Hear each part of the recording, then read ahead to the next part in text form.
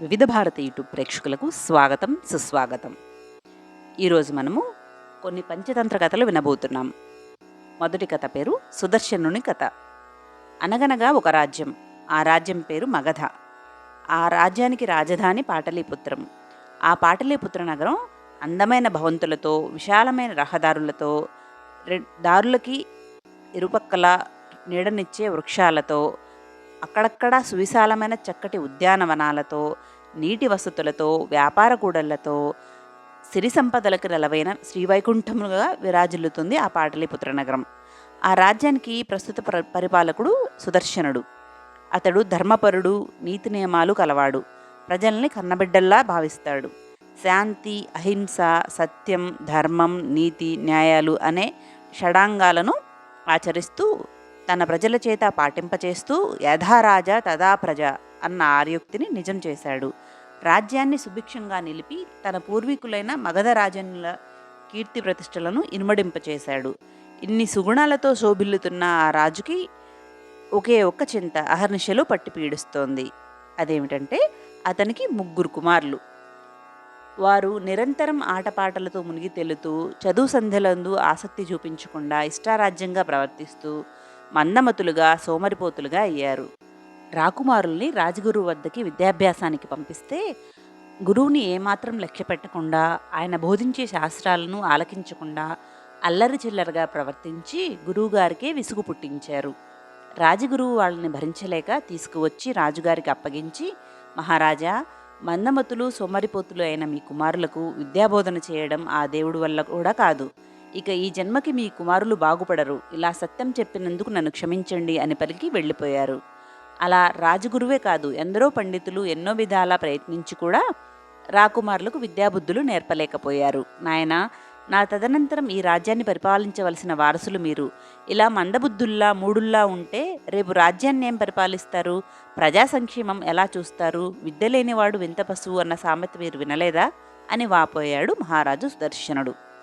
అందుకు రాకుమారులు కూడా విచారిస్తూ, నాన్నగారు, మాకు కూడా విద్యాభ్యాసం చేయాలనే ఉంది. కానీ మీరు నియమించిన గురువులెవరూ బోధించిన విషయాలేవి మా బుర్రలకు ఎక్కడం లేదు. వారు చెప్పేది అర్థం కాక వారి బారి నుండి తప్పించుకోవడానికి ఆటలు పాటలతో కాలక్షేపం చేస్తున్నాం.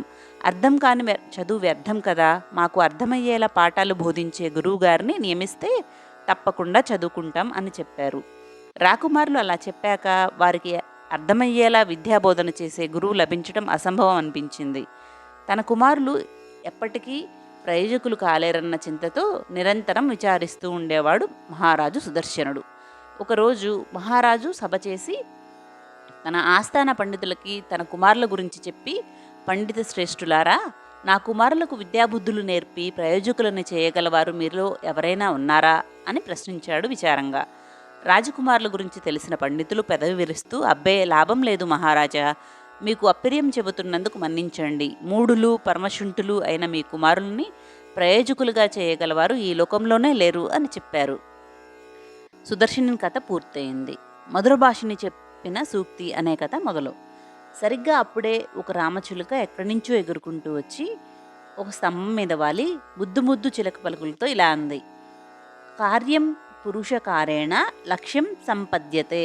అంటే పురుష ప్రయత్నం సరిగ్గా చేస్తే కార్యస్వరూపం స్పష్టంగా కనబడుతుంది. అప్పుడు లక్ష్యాన్ని సాధించవచ్చు అని చెప్పింది. ఎక్కడి నుంచి వచ్చిన రామచిలుక మానవ భాషలో సంస్కృత సూక్తిని వినిపించి దాని అర్థం వివరించి చెప్పేసరికి సభలోని వారంతా దిగ్భ్రాంతులయ్యారు. ఆ సభలోనే తండ్రి సరసన కూర్చుని ఉన్న 3 రాకుమారులు మాట్లాడే రామచిలుకను చూచి సంతోషంతో కేరింతలు కొట్టారు. హాయ్ హాయ్, మాట్లాడే చిలకమ్మా, నీ పేరేమిటి అన్నాడొక రాకుమారుడు. అంతలో ఒక పండితుడు దిగ్భ్రాంతిలోంచి తేరుకుంటూ, ఎవడో పని పాట లేనివాడు ఈ రామచిలుకను పట్టి దానికి 4 సంస్కృతం ముక్కలు నేర్పాడు. అది ఆ 4 ముక్కలు ముక్కున పట్టుకొచ్చి ఇక్కడ వాగేసింది. లేకపోతే రామచిలుకలకి మాటలేమిటి, దానికి ఒక పేరేమిటి అన్నాడు అహంభావంతో. నాస్త్యహంకార సమహ అంటే అహంకారానికి సమానమైన శత్రువు లేదు అని పలికింది రామచిలుక మళ్ళీ. ఆ పండితుడు అవమానంతో తలదించుకున్నాడు. సభాసదులందరూ రామచిలుకని ప్రశంసిస్తూ చప్పట్లు కొట్టారు. మహారాజుకి కూడా ఆ రామచిలుక మీద గౌరవం కలిగింది. ఇంతలో 2వ రాజకుమారుడు ఉత్సాహంగా తన స్థానంలో నుంచి లేచి చిలకమ్మ చిలకమ్మ, మా ఆస్థాన పండితుడు వెటకారాన్ని మన్నించి నీ పేరేమిటో చెప్పవా అని అడిగాడు. నా పేరా అంటూ రామచిలక ఆ స్తంభపు దిమ్మ మీద 2 అడుగులు వేసి, నన్ను మధురభాషిణి అంటారు రాకుమారా అని పలికింది మృదువుగా. 3వ రాకుమారుడు చప్పున లేచి నిల్చొని, మధురభాషిణి మధురభాషిణి, నీతో స్నేహం చేయాలని మాకు ఆశగా ఉంది. మరి నువ్వు మాతో జట్టు కడతావా? మాతో పాటే ఇక్కడే ఉండిపోతావా అని అడిగాడు ఆశగా. ఇక్కడ మీతోనా అంటూ రామచిలుక ఒక అడుగు వెనక్కి వేసి, అమ్మో, మీకోసం ఇక్కడ నేనుండిపోతే అక్కడ నా స్నేహితులందరూ ఏమి కావాలి రాకుమారా? ఊహు, నేను మీకోసం ఇక్కడ ఉండటం కుదరదు. నాతో స్నేహం చేయాలంటే మీరే మా ఆశ్రమానికి రండి. అక్కడ నా నెచ్చిలులు కుందేళ్ళు, జింకలు, పావురాలు, పాలపిట్టలు, మర్కటాలు, మర్కటము అంటే కోతి, వాయసాలు అంటే కాకి, మండూకాలు అంటే కప్పలు, అబ్బో ఇంకా ఎన్నో ఎన్నో. అందరం కలిసి ఆడుకుంటాం, పాడుకుంటాం, అల్లరి చేస్తాం. అంతేనా? జాతిభేదాలు మర్చి స్నేహంగా ఐక్యంగా కూడా ఉంటాము. మాతో స్నేహం చేయాలనుంటే మీరే అక్కడికి రావాలి మరి అని చెప్పింది మధురభాషిణి ముద్దు ముద్దుగా. వస్తాం, నువ్వెక్కడికి రమ్మంటే అక్కడికి వస్తాం మధురభాషిణి. మేమెక్కడికి రావాలో చెప్పవా? గోముగా అడిగాడు రాకుమారుల్లో పెద్దవాడు. ఇక్కడికి దగ్గరే బాబు. ఈ నగరానికి సరిహద్దుల్లో షోణా నది ఉంది కదా, అదేలే గంగా నది. దానికి అవతలి ఒడ్డున మా గురువుగారి ఆశ్రమం ఉంది. అబ్బో, ఆశ్రమం భలే బాగుంటుందిలే. అక్కడ మా గురువుగారు మమ్మల్ని చేరదీసి పెంచి పోషిస్తున్నారు. ఆయన రోజు మాకు ఎన్నెన్నో మంచి కథలు చెప్తారు. మేము జాతి వివక్షతో గొడవలు పడకుండా ఎలా కలిసిమెలిసి జీవించాలో చిట్టిపొట్టి నీతి కథల ద్వారా మాకు నేర్పుతూ ఉంటారు. ఈవేళ ఈ నాగరిక సమాజం ఎలా ఉందో తెలుసుకోవడానికి గురువుగారు పంపిస్తే ఎగురుకుంటూ ఇక్కడికి వచ్చా. ఇక్కడ చూస్తే ఏముందలే, ఆర్యచాణక్య రచించిన రాజనీతి శాస్త్రాణిలో చెప్పినట్టు కార్యవిత్తౌ దోషాన్ వర్ణయంతి బాలీషా అంటే కార్యం చెడిపోయినప్పుడు మందబుద్ధులు దాన్ని తమ ప్రయత్న లోపం అని చెప్పకుండా ఏవేవో దోషాలు వర్ణించి చెప్తారు. అలా ఇక్కడి పండితులందరూ తమ తమ లోపాలు కప్పిపుచ్చుకోవడానికే బుద్ధిని ఉపయోగిస్తున్నారు. తమకన్నా తెలివైన వాళ్ళని ప్రభువు ముందుకు రానివ్వరు. వస్తే తమ బండారం ఎక్కడ బయటపడుతుందోనని వీళ్ల భయం. అందుకే మా గురువుగారు ఈ సమాజానికి దూరంగా ఉంటూ మాకు విద్యాబుద్ధులు నేర్పుతున్నారు అని పలికింది మధురభాషిణి. అయితే మేము నీతో వస్తాం, మాకు విద్యాబుద్ధులు నేర్పుతారా అడిగేవాడు 2వ రాకుమారుడు. అప్పుడు రామచిలుక ఒకసారి రెక్కలు విప్పార్చి మళ్ళీ ముడుచుకొని, గురుదేవ బ్రాహ్మణేషు భక్తిర్భూషణం అంటే గురువుల మీద, దేవతల మీద, సద్బ్రాహ్మణుల మీద భక్తి ఉండడం విద్యార్థికి అలంకారం అని చెప్పింది. జ్ఞానం కోసం తపించేవాడు సద్గురువుని వెతుక్కుంటూ ఆయన దగ్గరికే వెళ్ళి విద్యాదానం చేయమని అర్థించాలి. అలాంటి భక్తి విశ్వాసం మీకుంటే అని మధురభాషిణి చెప్తుంటే, ఉంది, మీ గురుదేవులను చూడకపోయినా ఆయన మీద భక్తి విశ్వాసాలు మాకు ఏర్పడ్డాయి. ఆయన మమ్మల్ని ప్రయోజకుల్ని చేస్తారన్న నమ్మకం మాకు కలిగింది చిలుకమ్మ. మేమే మీ ఆశ్రమానికి వస్తాం, గురుదేవుని అర్థిస్తాం, విద్యాబుద్ధులు నేర్పమని ప్రార్థిస్తాం అన్నాడు 3వవాడు. నిండు సభలో జరుగుతున్న ఆ వింత సంఘటనని చూస్తున్న కొద్దీ, ఆ సంభాషణ వింటున్న కొద్దీ మహారాజు సుదర్శనునికి ఆశ్చర్యం కలుగుతోంది. ఒక రామచిలుక వచ్చి మాట్లాడడం ఏమిటి? అప్పటి వరకు మూఢులుగా ఉన్న తన కుమారులు ఆ మాత్రం తెలివితేటలతో మాట్లాడటం ఏమిటి? చదువు అంటేనే ముఖం మార్చుకునే వాళ్ళు తమంతట తాము గురుదేవుని అర్థించి ప్రయోజకులం అవుతాం అని ప్రకటించడం ఏమిటి? ఇది కళా నిజమా? అసలు రకరకాల జంతువులను ఒక చోటకు చేర్చి వాటి మధ్య సఖ్యత కుదుర్చి వాటికి సహజీవనం నేర్పిన ఆ గురువు సామాన్యుడు కాదు. అతడు ఖచ్చితంగా మహామేధావి. అలాంటి వాడి వద్ద విద్యాభ్యాసం చేస్తే తన కుమారులు తప్పక ప్రయోజకులు అవుతారు. అలా నిశ్చయానికి వచ్చిన సుదర్శనుడు చప్పున సింహాసనం మీద నుంచి లేచి, అమ్మా మధురభాషిణి, వేదమూర్తులైన మీ గురువుగారి పేరేమిటమ్మా అని అడిగాడు వినయంగా. విష్ణుశర్మ గారు అని పలుకుతూ పైకెగిరి సభ నుంచి బయటికి ఎగిరిపోయిందా రామచిలక. చిలకమ్మ ఆగమ్మ, మేము వస్తున్నాం అని అరుస్తూ చిలకమ్మ వెంట పరుగెత్తారు రాజకుమారులు 3. వాళ్ల వెనకే మహారాజు బయలుదేరాడు. తన వెంట రాబోతున్న పరివారాన్ని వారిస్తూ రాజు సుదర్శనుడు ఒక్కడే నిరాడంబరంగా తన కుమారుల వెంట వేగంగా నడక సాగించాడు. అలా ఆకాశంలో ఎగురుకుంటూ చిలకమ్మ మధురభాషిణి, దాన్ని అనుసరిస్తూ 3 రాజకుమారులు, వారి వెంట వారి తండ్రి సుదర్శనుడు అలా ప్రయాణం చేసి షోణా నదిని దాటి అవతలి వైపు ఉన్న విష్ణుశర్మ ఆశ్రమానికి చేరుకున్నారు. తరువాతి కథ విష్ణుశర్మ ఆశ్రమం. అద్భుతమైన ప్రకృతి సౌందర్య సోయగాలతో పచ్చని చెట్లు, పరిశుభ్రమైన వాతావరణంలో అలనాటి వశిష్ఠ, వాల్మీకి, భరద్వాజాది మహర్షుల ఆశ్రమాన్ని తలపించే రీతిలో ప్రశాంతతకి, పవిత్రతకి ఆలవాలమై చక్కటి దృశ్యంలా కనువిందు చేస్తోంది విష్ణుశర్మ ఆశ్రమం. ఆ ఆశ్రమ ప్రాంగణంలో ఫలవృక్షాలు, పుష్పలత వద్ద సహజ జాతి వైరులైన మార్జాల శునకాలు, మర్కట మండూకాలు, మూషిక వాయసాలు, జింక, కుందేలు, పావురాలు, పాలపిట్టలు, చిలుకలు, గోరువంకలు, గోవులు తదితర పెంపుడు జంతువులన్నీ ఒకే చోట జాతి వైరం మరచి ఐకమత్యంగా జీవిస్తున్నాయి. ఆ విచిత్రాన్ని చూస్తూ ఆశ్రమ ప్రాంగణంలోకి అడుగుపెట్టాడు మహారాజు సుదర్శనుడు. ఆ ప్రాంగణంలో సహజ ప్రవృత్తులతో కేరింతలు కొడుతున్న జంతుజాలాల్ని చూస్తూ రాకుమారులు సంతోషంతో తలమునకలవుతూ వాటి ఆటలను చూస్తూ తబ్బిబ్బులవసాగారు. అక్కడ ఉన్న ఒక ఫలవృక్షానికి తలకిందులుగా వేలాడుతూ కిచకిచలాడుతోంది ఒక కోతి. ఆ కోతి వీపు మీద వాలి కూమంటూ కూనిరాగం తీస్తోంది కోయిల. ఓ పిల్లిని తన వీపుపై ఎక్కించుకుని ఓ చెట్టు చుట్టూ పరుగులు పెడుతోంది ఓ కుక్క. కప్ప బెకబెకమంటూ కప్పదాట్లు వేస్తుంటే ఒక కాకి దానితో పాటు సమానంగా ఎగురుతూ దాని పక్కన వాలుతూ కావు కావుమంటూ ఉత్సాహపడుతోంది.